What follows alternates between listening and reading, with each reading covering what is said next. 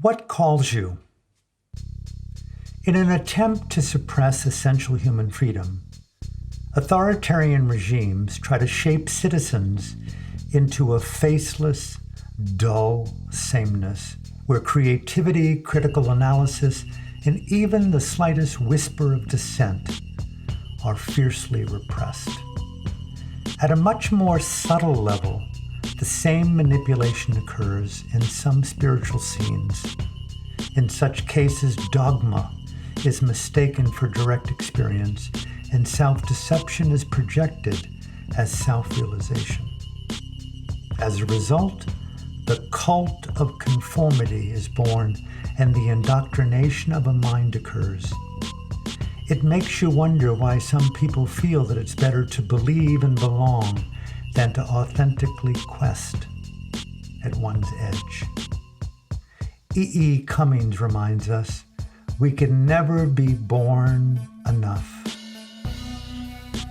Belief is the death of intelligence, Robert Anton Williamson tells us. As soon as one believes a doctrine of any sort or assumes certitude, one stops thinking about that aspect of existence. J. Krishnamurti says it this way, I maintain that truth is a pathless land, and you cannot approach it by any path whatsoever, by any religion, by any sect.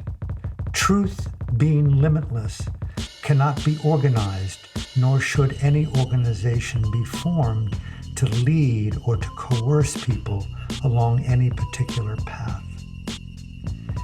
If you first understand that, then you will see how impossible it is to organize a belief. A belief is purely an individual matter, and you cannot and must not organize it. If you do, it becomes dead, crystallized. It becomes a creed, a sect, a religion, to be imposed on others. Professor Noam Chomsky reminds us of the task at hand.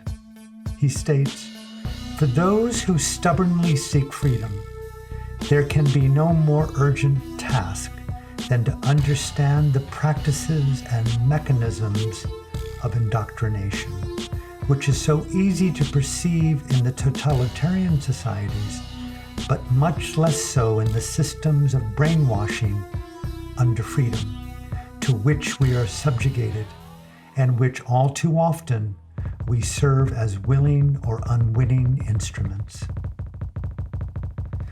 Kali Lassan states, our mental environment is a common property resource like the water and the air.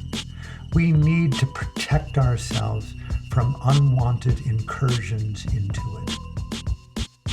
The edge against which we test our truth is not merely that given or, in some cases, enforced by outside authority. Still sharper are the edges hidden in the conformity to our own self-image, whether ideal or apathetic. Nathaniel Hawthorne explains the burden of the divided self this way. No man or woman can wear one face to himself or herself and another to the multitude without finally getting bewildered as to which may be true. Authenticity then becomes relative to what calls most deeply. The contradictions and imperfections of the present become merely apparent, not absolute. There is no standard to which we must adhere. How could there be when we create and annihilate all opposites with every true act of trust? Alexander Solzhenitsyn reminds us of the true role of the activist. The simple step of a courageous individual is not to take part in the lie.